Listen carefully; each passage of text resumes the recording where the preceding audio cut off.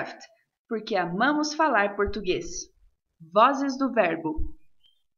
Oi, pessoal! Hoje vamos falar de vozes do verbo. Ué, e verbo tem voz? Pois é, tem, e não é tão difícil de entender não. Querem ver?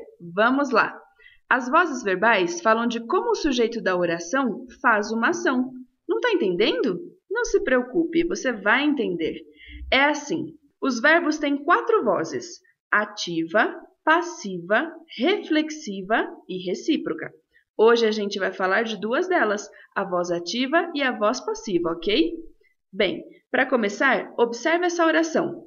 Branca de Neve mordeu a maçã envenenada.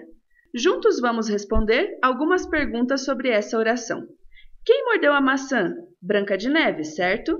Como ela pratica a ação, ela é o sujeito da oração, correto?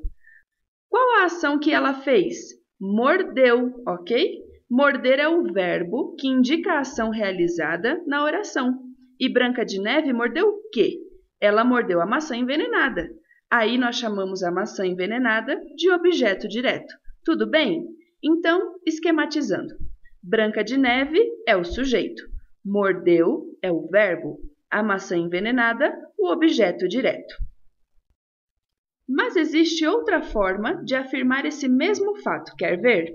A maçã envenenada foi mordida por Branca de Neve. Você acha que essas 2 orações são diferentes? Sim e não. O sentido das 2 é o mesmo, mas mesmo que o sentido seja o mesmo, a estrutura gramatical é um pouco diferente. Vamos entender juntos. Nessa oração, quem é o sujeito? A maçã envenenada. Onde está o verbo da oração? Foi mordida, que nesse caso está na voz passiva. E Branca de Neve, quem é? Nessa oração, ela é o agente da passiva. Mas como assim agente da passiva? Que é isso? Pois é, na voz passiva, o agente da passiva indica a pessoa ou coisa que pratica a ação. Observe as 2 orações juntas. Veja que o sujeito da voz ativa, Branca de Neve, se transforma em agente da passiva na voz passiva. Vamos entender com exemplos, e o mundo dos contos de fadas nos dá um montão deles. Então vamos sonhar. Peter Pan derrotou o Capitão Gancho. Vamos esquematizar? O sujeito é o Peter Pan. Verbo, derrotou. E o objeto direto, o Capitão Gancho. Transformando... O Capitão Gancho foi derrotado por Peter Pan. O sujeito agora é o Capitão Gancho. O verbo está na voz passiva, foi derrotado.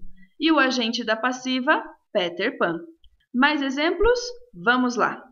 Ali Baba pronunciou as palavras mágicas. O sujeito é o Ali Baba. Verbo, pronunciou. Objeto direto, as palavras mágicas. Transformando... As palavras mágicas foram pronunciadas por Ali Baba. Agora o sujeito é as palavras mágicas. Foram pronunciadas é o verbo na voz passiva. E por Ali Baba é o agente da passiva. Aposto que você já está entendendo.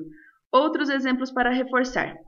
Alice seguiu o coelho branco. O sujeito é Alice, o verbo é seguiu, o objeto direto é o coelho branco. Transformando. O coelho branco foi seguido por Alice.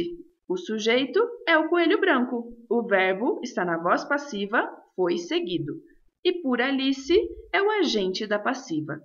E agora, chapeuzinho vermelho. Veja bem. O caçador matou o lobo mau. O sujeito é o caçador.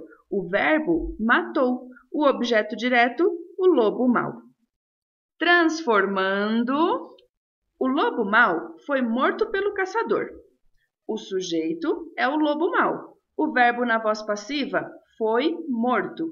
E pelo caçador é o agente da passiva.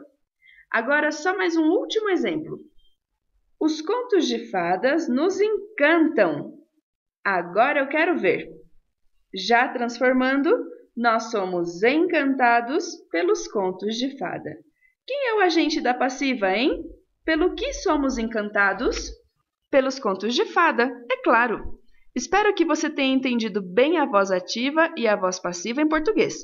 Tudo de bom, alunos e alunas. Até a próxima. Tchauzinho!